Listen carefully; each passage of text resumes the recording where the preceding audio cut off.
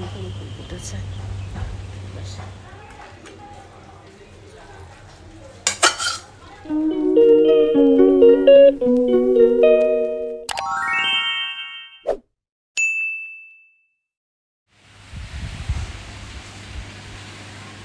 আজকে সকালবেলা উঠেই দেখছি প্রচুর হাওয়া দিচ্ছে।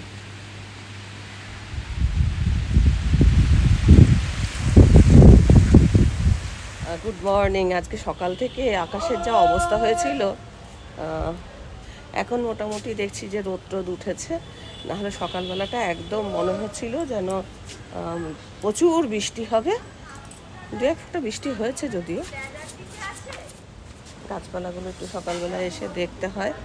আর কি ভালো লাগছে, ও বাবা, এই ফুল গাছটা তো প্রচুর ফুল ফুটেছে, কি দারুণ লাগছে না? এই পাশ থেকে দেখো,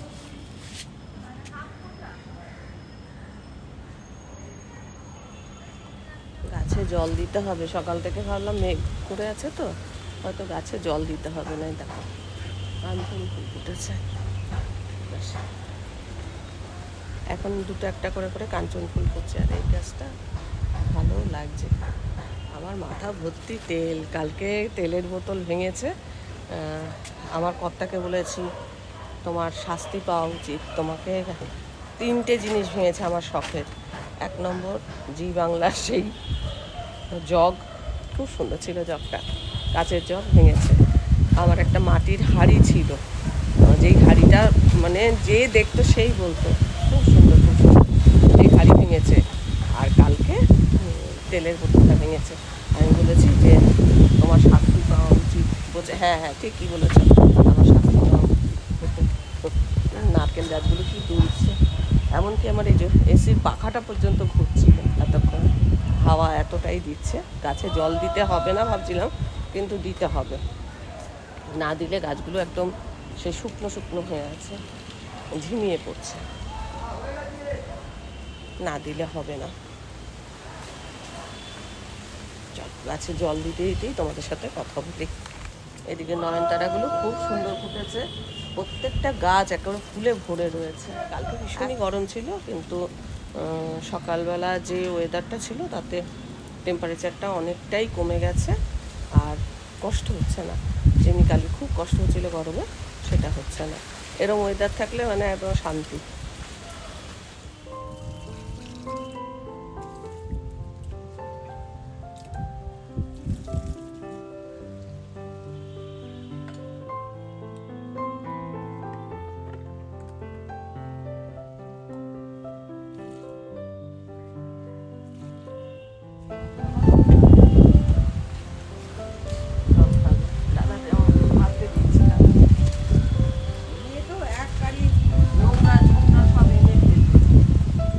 এই পাত্রগুলোর মধ্যে এমন সব জিনিস এনে এনে ফেলবে না, কি বলবো, নোংরা করে রাখবে পুরো জলটাকে। এই পাত্রটার মধ্যে গম দিয়ে রাখি, বেশি পায়রারাই এসে খায়।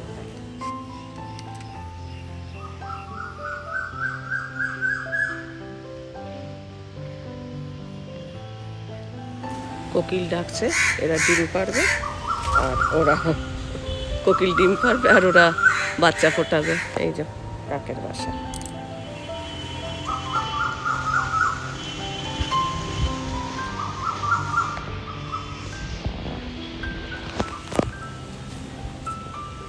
এই ঘোরাঘুরি করিস না, তোকেই খুঁজছিলাম আমি। দেখ কত আম, কিন্তু আমগুলো ভালো না। গাছে জল দেওয়া হয়ে গেছে, পাখিদের খাবার জল দেওয়া হয়ে গেছে। ছাদে একটুখানি নিজে ঘুরে ঘুরে বেড়ালাম। আমার কর্তা মনে মনে ভাববে যে এই কোথায় গেল, ছাদে গাছে জল দিতে গেল অথচ এখনও আসছে না, কি ব্যাপার। সে যে গাছগুলো দেখছে, ফুলগুলো ফুটেছে, সেগুলো দু চোখ ভরে দেখে অনুভব করছে, সে হয়তো বুঝতে পারবে না। যাই হোক, আমার এই গাছটা খুব ভালো লাগছে, মানে পাতাগুলো এত সুন্দর হয়েছে না, দারুণ লাগছে। বলো এটা কী গাছ গো? ভুলে যাই আমি নাম, অনেক নাম ভুলে যাই। যেগুলো কমন নাম সেগুলো জানি। এইটা কি বলতো, একটা ডাল কেটে লাগিয়েছিল ওই আমাদের ওই পাশের ফ্ল্যাটে, ওদের গাছের থেকে একদিন আর কি শখ করে একটা ডাল কেটে নিয়েছিলাম ফুলদানিতে সাজাবো। তারপর দেখলাম যে শিকড় গজিয়ে গেছে, তারপরে এই যে টবে পুঁতে দিয়েছি আর দেখো কি সুন্দর হয়েছে। এগুলো না ডাল কেটেও হয়। হাওয়া দিচ্ছে তো এত, এসে দেখি বিছানার মধ্যে পাতা টাতা, শুকনো পাতা আর কি উড়ে উড়ে পড়ছে। লাউয়ের 2 রকম আইটেম করবো, একটা আইটেম তোমাদের সাথে শেয়ার করবো, একটা আইটেম আমি সকলের কিচেনে শেয়ার করবো। আর বড়ি টক করেছিলাম কালকে, বড়ির টক রয়েছে। আর কালকে দুটো আমি কাজ করেছিলাম, একটা কাজ তোমাদের কালকে একটু দেখিয়ে দিয়েছি, কমপ্লিট পরে দেখাবো, কারণ একটু সাসপেন্সে থাকো, পুরোটা দেখিয়ে দিলে মানে পরে দেখার এনার্জিটা থাকবে না। আরেকটা কাজও অর্ধেক করেছি, এরপরেও অনেক কাজ হবে, অর্ধেকটা দেখিয়ে দিই। মানে যেটা রাত্রেবেলায় করেছিলাম, কালকে রাতেই আমার করা হয়ে গেছিলো, কিন্তু কালকে রাতে আর ভিডিও শ্যুট করিনি। আজকে সকালবেলা একটুখানি তোমাদের দেখাই, তারপরে রান্নাবান্নার দিকে যাব। এই কাজটা দেখছো কতদিন ধরে করছি। তো এইরকম ছোট ছোট ফুল, কুশের ফুল করা হয়েছে, কিন্তু কাজটা কিন্তু কমপ্লিট হয়নি, এরপরেও কাজ আছে। তো এটা সুতো দিয়ে করা, আর কালকে যেটা করেছি সেটা উল দিয়ে করেছি। উলটা এত ভালো, কি বলবো, দামটা একটু বেশি ঠিকই, কিন্তু করে মজা পাচ্ছি। হাতে মধ্যে বেশ নরম একটা অনুভব করতে পারছি। কাজটা যখন করছি তখন নরম একটা কী বলবো, উলের গোলাটা এতটা নরম। এই উলগুলো দিয়ে এখন এই সোয়েটার পত্রগুলো যেগুলো মানুষ বানায়, এই উল দিয়ে বানায়। কত যে উলের সোয়েটার করেছিলাম, কি সুন্দর সুন্দর ডিজাইন করতে পারতাম, 2-3 রঙের ডিজাইন তুলতে পারতাম। এর দুনিয়ায় অনেক কিছু আমরা শিখতে পারি বিভিন্ন। এই যে আমি এখনও এই যে কুশের কাজগুলো আমি কিন্তু শিখছি, শিখতে শিখতেই আমি কিন্তু করছি। যে শুধু রান্না বান্না, ভিডিও শ্যুট করা, ভিডিও এডিটিং করা, এইগুলো না। তোমার যদি মনে ইচ্ছা থাকে তুমি সেগুলো করে, ঘরের কাজ করেও তুমি এইসব কাজ করতে পারবে। তোমার যদি মনের ইচ্ছা থাকে আর প্রবল উদ্যম থাকে, তাহলেই তুমি করতে পারবে। যেমন আমার মানে এখন মাথার মধ্যে অনেক চিন্তা ভাবনা চলছে, কি কি করব, এখনো হয়নি। এই অবস্থাতেও আমি কিন্তু ব্যবহার করতে পারি। বিভিন্ন রকম ম্যাট তৈরি করছি, আমি বলেছি, মাউন্ট বলেছি, এগুলো খুব যত্ন করে রাখবি। এগুলো যখন আমি থাকবো না, তোরা এগুলো ব্যবহার করবি, আর আমার হাতের ছোঁয়া থাকবে, ব্যবহার করবি, মনে হবে মায়ের কাজ দেখাতে পারবি কাউকে। এগুলো টুকটাক টুকটাক করে অনেক কিছু করে রাখি, অনেক কিছু করি, নিজে তো ব্যবহার করছি, সঙ্গে মানে ওরাও পরে ব্যবহার করতে পারবে, যদি ভালো থাকে ব্যবহার করতে পারবে। আমার কর্তা আজকে লাউ কেটেছে, এই যে এতটা কেটেছে, মানে এইগুলো কেটেছে, এগুলো ও কেটেছে, আমি গাছে জল দিচ্ছিলাম, এসে দেখলাম এটা কেটেছে। আর আমি বলেছি যে এইগুলো তুমি ব্যবহার করবে না, এইগুলো দিয়ে আমি লাউয়ের কোপ্তা করবো, কারণ একদম পরিষ্কার এই জায়গাটা দিয়েই করবো। শোল মাছের মাথা দিয়ে তোমরা কি লাউ করেছো কোনো সময়?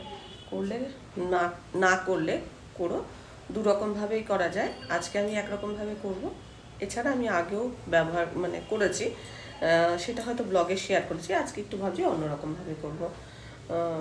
অনেকে শোল মাছের মাথাটা কি করবে সেটা ভেবে পায় না, তো লাউ দিয়ে করা যেতে পারে, খুব ভালো হয় খেতে। তোমাদের সাথে আজকে সেটা শেয়ার করবো। না, শোল মাছটা দিয়ে শোল মাছের ডালনা মানে মাংসের মতো করে করেছিলাম, তারপরে একদিন চিলি চিকেনের মতো করে করেছিলাম, আর আজকে মাথাটা পড়ে রয়েছে, মাথাটা দিয়ে আজকে লাউ দিয়ে করব। তো একটা শোল মাছ দিয়ে কত রকম রান্না করছি, আর মানে এটা অনেক দিন হয়েছে, ফ্রিজে রয়েছে, সেই জন্য আজকে আমার কথা হলো যে এটাই করো। আর আজকে রবিবার, আমার কথা মর্নিং ওয়াকে গেছিলো, আর মর্নিং ওয়াকে রবিবার কী হয় জানো, আজকে মেয়েরা কেউ যায়নি, তো আমি একাই ব্রেকফাস্ট করব। ব্রেকফাস্ট চা, মুড়ি আর বাদাম। নিজের জন্য আর এত খাটতেও ইচ্ছা করে না, আর সত্যি কথা সারাদিন এত খাটি, ব্রেকফাস্টটাকে একটু আমি ঢিলাই দিই, বেশিরভাগই মুড়ি খেয়ে কাটিয়ে দিই। আর মুড়ি খেতে খেতে মুড়ির খাওয়ার অভ্যাসও হয়ে গেছে। আর মানে কি বলবো, খুব হেভি খাবার সকালবেলাটা খাই না। উচিত পেট ভরে একেবারে ব্রেকফাস্টটা করা, কিন্তু সেটা আমার হয় না। মুড়িটা খাই, যতটা প্রয়োজন হয় খাই, জানি না খাবে কি না, আমার মনে হয় খাবে না। আর এই আর কি। তো রান্না হচ্ছে লাউয়ের কোপ্তা কারি আর লাউ শোল মাছের মাথা দিয়ে আর আছে বড়ির টক। দেখি সজনের শাকগুলো পারবে কি না। অনেকে বলছিল যে সজনে গাছের ডাল মানে ওই পাতা যদি না নেওয়া হয় তাহলে নাকি সজনে হতে চায় না।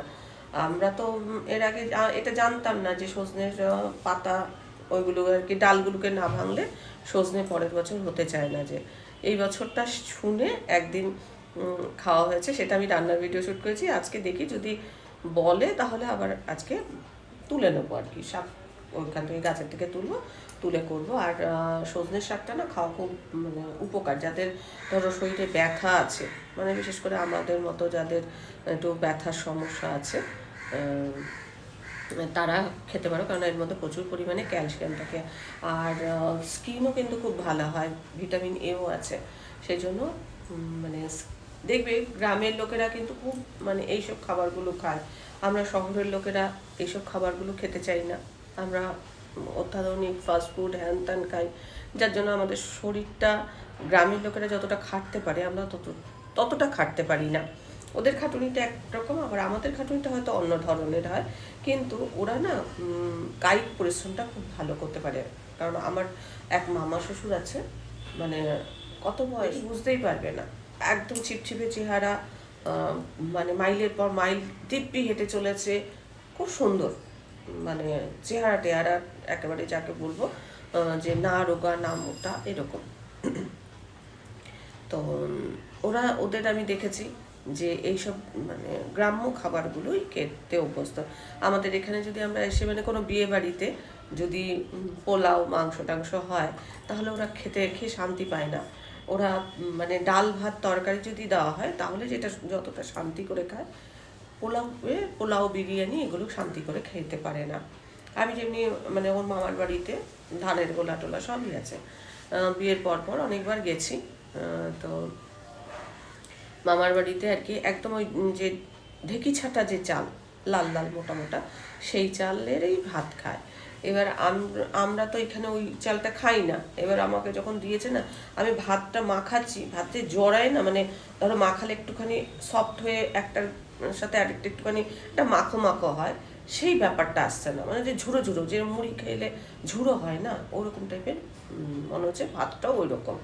আমার খেতে খুব অসুবিধা হচ্ছিল, মানে আমরা ওই এমনিতেই আমি ভাতের পরিমাণটা কমই খাই, আর আগে তো আরও কম খেতাম।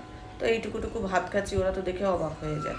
কিন্তু গেলে মামার বাড়িতে গেলে মামা সঙ্গে সঙ্গে চলে যাবে পুকুরে, মানে জাল ফেলবে, মাছ ধরবে, গাছ থেকে ডাব পাড়াবে, এগুলো বেশ ভালো লাগে। মানে এইরকম আতিথেয়তা খুব ভালো লাগে। আসলে ওর মামারা 3 মামা বিয়েই করেনি, মানে শেষের দিকে ছোট মামা বিয়ে করেছে। আর মানে বড় বড় মামা শ্বশুর মারা গেছে, আর মেজো মামা শ্বশুর দক্ষিণেশ্বরে, ওনার বাড়িতে যাই, মানে মামা মামি নেই, কিন্তু আমার চায়ের সাথে আমার খুব ভালো ভাব আছে। আর তারপরের মামা একবারই আমাদের বাড়িতে এসেছিল, সেটা হচ্ছে আমাদের এই বাড়ি হওয়ার পর, এখান থেকে গেছিলো, তার কিছুদিন পর মামাও মারা গেছেন। তো উনি দিল্লিতে থাকতেন। তো মার সাথে মানে বোধহয় জানি না, মার সাথে দেখা করবার জন্যই এসেছিল হয়তো। তখন আমাদের বাড়িটার এমন অবস্থা ছিল বিশ্বাস করবে না, আমি মানে ঘরের মেঝেতে আমাদের ইট পাতা আর বালি, মানে সদ্য ঘরটা হয়েছে, একটা ঘর খালি সিমেন্ট করা, মাঝের ঘরটা বসতে দেওয়ার পর্যন্ত জায়গা নেই, এমন অবস্থা। হঠাৎ করেই এসছে মামা, মামার ছেলের বউ, এক ছেলে আর নাতি, 3 জনে এসছে এবার মার সাথে দেখা করবে বলে। যাই হোক, মানে খুব লজ্জা করছিল। আমি কি করেছি, মেঝেতে তো ওরকম অবস্থা, কাপড় পেতে দিয়েছি যাতে ওদের পায়ে ধুলো না লাগে। ওরা ধরো একটু অন্যভাবে থাকতে অভ্যস্ত, আর এতটা কষ্ট এসেই আমাদের বাড়িতে এতটা কষ্ট, না দেয়াল মানে প্লাস্টার আছে, না ওই যে ইলেকট্রিক যে কেসিং করা বলো বা যাই বলো, কিচ্ছু করা নেই। মানে ইলেকট্রিকের তার ঝুলছে, তারপরে মেঝে নেই, দেয়ালে প্লাস্টার নেই, কিচ্ছু নেই, এরকম অবস্থায়, বা জলেরও সেরকম ব্যবস্থা নেই, এরকম অবস্থায় এসছিল ওই সেজ মামা শ্বশুর। তারপরের 3 জন বিয়ে করেনি, নমামা শ্বশুর মারা গেছেন, স্কুল টিচার ছিলেন। আর তারপরের মামা ফলতার এমএলএ ছিলেন। হয়তো অনেকেই ফলতা এলাকা থেকে যদি কেউ দেখে থাকো তাহলে জানবে সুধীর ভট্টাচার্য, আমার মামা শ্বশুরের নাম। তো উনি অসুস্থ, তারপরে মামা শ্বশুর আছেন আর ছোটো মামা শ্বশুর বিয়ে করেছে, মানে মামাদের মধ্যে 3 মামা বিয়ে করেনি। তো ওখানে গেলে কোনো মানে আপ্যায়ন করবে যে কোনো মহিলাই নেই, মামারা সারাদিন ঘুরে ঘুরে বেড়ায়, এখন মানে পারে না। যেই মামা বলছিলাম এমনি, সেই মামা এখন পারে না, অসুস্থ আছে। আর এমনি চলাফেরাও খুব একটা করতে না। আর আরেক মামা এখানে ওখানে সেখানে মানে ঘুরে বেড়ায়, সেই সন্ধে হলে তারপরে তাদের সাথে দেখা, এই আর কি। তো মামার বাড়িতে আর সেরকমভাবে যাওয়া হয় না। মার খুব শেষকালে খুব যাওয়ার ইচ্ছা ছিল, বাপের বাড়ি। মা বলতো একবার মানে বাবার ভিটেতে যাব, একবার বাবার ভিটেতে যাব, কিন্তু মা ওখানে অনেকটা পথ হাঁটতে হবে, মা হেঁটে যেতে পারতো না। মাসির বাড়িতে গেছি, ছোটো মাসিকে, মানে একদম ঠিকঠাক সে। আর মামা আর কি ফোন করেছে, মামা করেছি, মামা আমরা যাচ্ছি। মামা যে কী করে আর তুই মানে দিদি মেজদি কী করে আসবি তুই, বলছি তুই আমার জন্য পালকির ব্যবস্থা করবি, পালকি চড়ে যাবো। যাই হোক আর যাওয়া হয়নি, ওখানে হুজুক উঠেছিল, যাবো আর যাওয়া হয়নি। লাউটা দেখো, এই যে মজাতে দিয়ে দিয়েছি। এই লাউটা আমার কর্তাই কেটে দিয়েছে, আজকে আমাকে লাউটা কাটতে হয়নি, কিন্তু যেটা ভিডিও করছি সেটারটা আমি কেটে নিয়েছি, কিন্তু এইটা আমাকে কাটতে হয়নি। আর এই হচ্ছে শোল মাছের মাথা, অনেকটা তেলও আছে মাথার সঙ্গে। লাউটা মজাতে দিয়ে অনেক কাজ সারলাম, যেমন ওই ব্রেকফাস্ট করেছিলাম, যেই সব প্লেটগুলো পড়েছিল সেগুলো ধুলাম, আর কয়েকটা কৌটো বাটা সেগুলোও মেজে নিলাম। আর লাউটা চাপা দিয়ে করছি, আর মাঝে মাঝে এসে নাড়াচাড়া করে দিচ্ছি। লাউটা মজানো হয়ে যাওয়ার পর আমি অন্য পাত্রে ঢেলে রেখেছি, আর অল্প তেল দিয়ে মাছের মাথাটা ভেজে নিচ্ছি। মাছের তেল ছিল বলে মনে হচ্ছে যেন অনেকটা তেল। আর জানলাটাকে ফাঁকা করছি, কেননা কৌটো বাটা যেগুলোকে মেজেছি সেগুলো এই জানলার মধ্যেই আমি উপুর করে দেবো, আর এখানে একটু হালকা হালকা রোদ আসে, তাতে শুকনো হয়ে যাবে। তারই সঙ্গে খাবার জলগুলোও ভরে নিচ্ছি, আর একবার করে এসে নাড়াচাড়া করে দিচ্ছি। দেখো কতটা তেল মনে হচ্ছে, আসলে মাছের যে তেলটা সেই তেলটাতেই কিন্তু মনে হচ্ছে এতটা তেল। এখন এই যে মাথাগুলো ভাজা হয়ে গেছে, লাউয়ের উপরেই এগুলো রেখে দিলাম, আর যে তেলটা পড়ে রইলো এই তেলেতে এবার আমি ফোড়ন বা অন্যান্য কিছু দেবো। এই যে দেখো শুকনো লঙ্কা, তেজপাতা, আর আমি 1 চিমটি মেথি ফোড়ন দেব। আর সব কিছু কোটা বাটা রেডি করা রয়েছে। মশলা বলতে গেলে এই যে এখানে একটুখানি গরম মশলা ফোড়ন দিয়েছি, এলাচ, লবঙ্গ, দারচিনি, সঙ্গে অল্প পরিমাণে রসুন, পেঁয়াজ আর আদা, এগুলো সব দিচ্ছি। রান্নাটাতে আমি ধরো ওই জিরের গুঁড়ো, ধনের গুঁড়ো এইসব কিছু ব্যবহার করব না, আর এর মধ্যে কিন্তু আমি গুঁড়ো লঙ্কাও ব্যবহার করব না, কাঁচা লঙ্কাতে রান্নাটা করব। একটু হয়তো রঙটা সাদা সাদা মতো হবে, মানে একটু হালকা হালকা হবে, কিন্তু খেতে খুব ভালো হবে।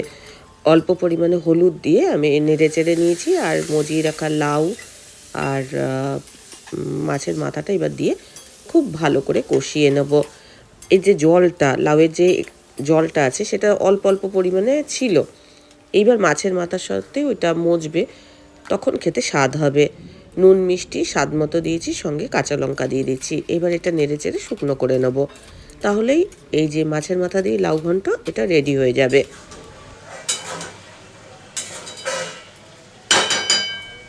শোল মাছের মাথা দিয়ে এইভাবে লাউ ঘন্ট করে দেখো, ভালো লাগবে। রান্না করতে করতে আমার দুটো হাত খালি চলছেই আর কি।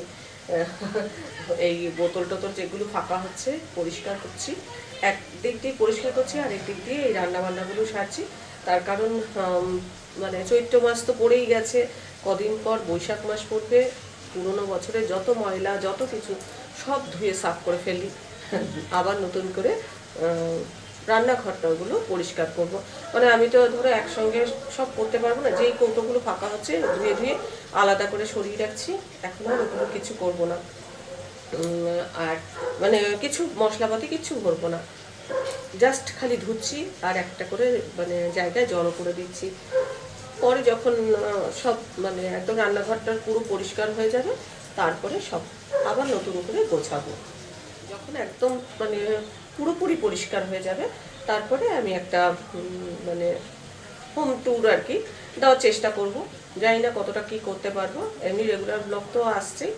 আর তার জন্য মানে এই পরিষ্কার টরিষ্কার করার পর দেখি নতুন করে আবার ঘর দোরগুলো কীভাবে সাজানো যায়, একটু চিন্তা ভাবনার মধ্যে রয়েছি।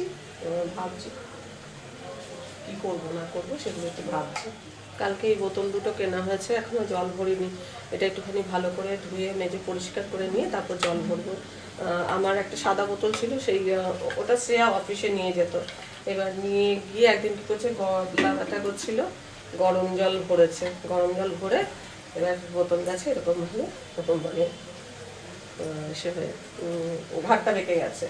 তারপরে কিনবো করে আর কেনা হচ্ছিল না। যেখানে যাই হাতের কাছে কিছু থাকে না, আর ওই বোতলটা নিয়ে যেতে খুব লজ্জাও করে। মনে মনে ভালো যে দুটো কিনি, না কিনলে এখন তো গরম পড়েছে, একটু বাইরে বেরোলে বোতল লাগে। আর এর আগের দিন যেমনি আমি ওই কোল্ড ড্রিঙ্কসের একটা বোতল নিয়ে গেছিলাম, নিজেরই একটু লজ্জা করছিল, মানে হাতের কাছে নেই, অথচ ওই বোতলটা এরকম ঘাড় মটকানো রয়েছে, হাতের কাছে নেই। সেই জন্য যে তড়িঘড়ি করে দুটো ছোটো বোতল কিনে নিলাম। আর লাগেও, কিন্তু কেনা হচ্ছিল না। কিনবো করছে, আমি ভাবছিলাম তামার কিনবো, ওই করে কেনা হচ্ছিল না। তারপর ভাবলাম যে না থাক, তামার কিনবো না, এটাই কিনি আপাতত, এটা দিয়ে কাজ চালাই, যখন কেনা হবে। আর এখন মানে কাঁসা পিতলের দাম প্রচুর বেড়ে গেছে। মাঝে দিয়ে একটু দর করেছিলাম, অনেক বেড়েছে। বলছিল যে এখন কিনো না, পরে কিনো না। আমাদের একজন পরিচিত আছে, সেই জন্য সে বলেছে এখন কেন অনেক দাম বেড়েছে।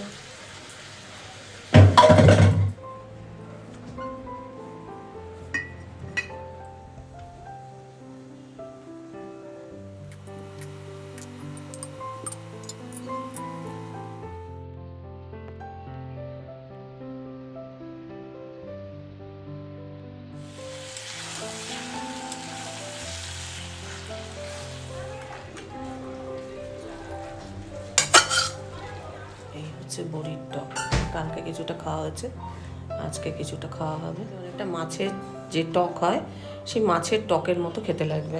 এই হচ্ছে মাছের মাথা দিয়ে লাউ। বৃষ্টি হচ্ছে, বেশ বৃষ্টি হচ্ছে, ওয়েদারটা একদম ঠান্ডা হয়ে গেল। মানে কালকে এত গরম ছিল কি বলবো, আর আজকে এই বৃষ্টি হওয়ার পর মনে হচ্ছে শান্তি একেবারে। সকালবেলা আমায় বলছিল গাছে জল দিচ্ছ, বৃষ্টি নামতে পারে। এবার গাছগুলো সব এরকম মানে নুয়ে পড়েছিল, যার জন্য এখনও জল না দিলে হয়। বৃষ্টি হলে দেখা যাবে, বৃষ্টি হলে বৃষ্টির জল পাবে। আনায় তো আজকাল দুবেলাই গাছে জল দিতে হচ্ছে। গরম পড়লে তো কাজ আরও বেড়ে যায়, যত বেশি গাছ হবে তত বেশি খাটুনি বাড়বে। সন্ধ্যের পর এই আমি কাজ নিয়ে বসেছি, এটা প্রায় শেষের পথে। আর তোমরা আমাকে জিজ্ঞাসা করেছিলে এই ক্রুশের নাম্বারটা কত। এই ক্রুশের নাম্বারটা হচ্ছে 8। এই যে দেখো 8, এখানটা একটু জং ধরে গেছে বলে বোঝা যাচ্ছে না। 8 নাম্বার, দেখতে পাচ্ছ, এটা 8 নাম্বার। খাবি? হ্যাঁ, হ্যান্ডশেক কর, হ্যান্ডশেক কর, হ্যান্ডশেক কর, হ্যান্ডশেক কর, হ্যান্ডশেক কর, হ্যান্ডশেক কর, হ্যান্ডশেক কর, হ্যান্ডশেক হ্যান্ডশেক হ্যান্ডশেক, হ্যাঁ হ্যান্ডশেক, হ্যান্ডশেক করো। দেবো না, নাহলে দেবো না কিন্তু। বস, হ্যান্ডশেক কর। হ্যাঁ, গুড গুড। নে নে, দাদা দিচ্ছে, নে, করেছিস, নে।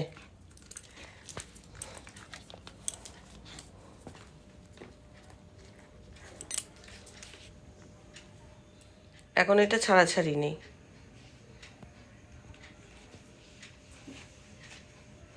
বাবা ক্লান্ত হয়ে পড়লি নাকি? একটু হ্যান্ডশেক করে। এখন শুতে টুতে কিচ্ছু করতে পারবে না। শুভ সন্ধ্যা বন্ধুরা, এখন আমাদের ডিনারের মেনু হচ্ছে, ওয়েদারটা ঠান্ডা ঠান্ডা হয়ে গেছে, আর আমাদের ওই লাউয়ের কোপ্তাকারি করেছি, খুবই ভালো হয়েছে খেতে। তো আমার কথা বলো, ওয়েদারটা ভালোই আছে, তো একটু লুচি পরোটাই করো। তাই মনে মনে ভালো, হ্যাঁ একটু খেতেও ইচ্ছা করছে। ঠিক আছে, চলো পরোটা করে নিই। তো এই পর্দাটা সরালাম, ঠান্ডা, বাইরে ঠান্ডা হাওয়াটা আসছে। আর মশার জ্বালায় টিকা যায় না ঠিকই, কিন্তু ওই বাইরের থেকে প্রকৃতির হাওয়াটা একটা অন্যরকম মিষ্টি ব্যাপার আছে। যতই পাখার হাওয়া খাই আমরা আর এসির হাওয়া খাই, কিন্তু যখন এই যেমনি আজকে একদম ঠান্ডা হয়ে গেছে, এটার মানে আলাদা মজা। দিওয়ালি হলে যেরকম আলো দিয়ে সাজানো হয় ঠিক ওই রকম লাগে দেখতে আমার ওই জায়গাটা। এখন লেচি করে তারপর পরোটাগুলো বেলে নেব। আর পরোটা যখন সেঁকা হয় আর কি, তখন না একদিকে খুন্তি একদিকে অন্য কিছু একটা ধরতে হয়, নাহলে কিন্তু তেল গায়ে ছিটে আসে। আর এদিকে গরম জল চাপিয়েছি। আমাদের একটা জিনিস দেখায় যেটা কিনা মনে হয় অনেকেই সমস্যায় ভোগো। এখানে দেখলে গরম জল চাপিয়েছি। এই গরম জলটা দিয়ে আমি আজকে একটা জিনিস করবো। অনেকেরই এই সমস্যা হয়, যেমন বেসিনে বা সিঙ্কে কী হয়, ওই তেলাপোকা ছোটো ছোটো আরশোলাগুলো খুব ভর্তি হয়ে যায়। তার জন্য তোমরা একটু গরম জল করে যদি ঢেলে দাও তাহলে কিন্তু এগুলো কমে যায়। আমি 2-3 দিন করেছি, অনেক কমে গেছে। এই বুদ্ধিটা আমাদের লাইব্রেরির যে অসীমদা, সেই অসীমদা দিয়েছে। আমি নিজে পরখ করে দেখলাম, দেখার পর দেখলাম যে অনেক আরশোলাটা অনেক কমেছে। তবে কি এদিক ওদিক তো লুকিয়ে থাকে, বিশেষ করে অন্ধকার যখন হয় তখন কিন্তু আরশোলাগুলো বেরোয়। আর অন্ধকার করার পর তারপরে যদি দাও, মানে আমরা যেমনি খাবার দাবারের মানে খেয়ে টেয়ে গরম জলটা করে রাখলাম, খেয়ে টেয়ে বাসনগুলো জল ধোয়া করে নামিয়ে দেবো। আর সিঙ্কে বেসিনে 2 জায়গায় গরম জল ঢেলে দেবো। খাবার খাওয়ার জন্য মানে একটু অন্ধকার হলেই ওরা খাবার খাওয়ার জন্য সব এক জায়গায় জড়ো হয়। আর ওই জড়ো হবে যখন, তখন আর কি ঢালা হবে। তেলাপোকার টিপসটা কে দিয়েছে? অসীম না, লাইব্রেরি অসীম না। আচ্ছা, আমি তার তো পরখ করছি, আমি গরম জল করে রেখেছি, তুমি দিয়ে দিও। পেস কটন করেছিল বাড়িতে, তারপর বলেছিল ওখান থেকে যে ওরাই বলেছে। বলো কি হয়েছে। বাড়িতে পেস কটন করেছিল, করার পরে যাচ্ছে, করার পরে হ্যাঁ গেছে। বলেছিল মাঝে মধ্যে এরকম বেসিনের মধ্যে এই সিঙ্কে আর কি এ দিয়ে দিতে গরম জল রাখতে। বেশ আমিও দিলাম। হ্যাঁ, অনেকটা উপকার হয়েছে না? অনেকটা মনোযোগ হয়েছে, কিন্তু বেসিনে ছাড়াও তো আরো জায়গায় আছে, হ্যাঁ, সেইগুলো থেকে আবার বেরিয়ে আসে।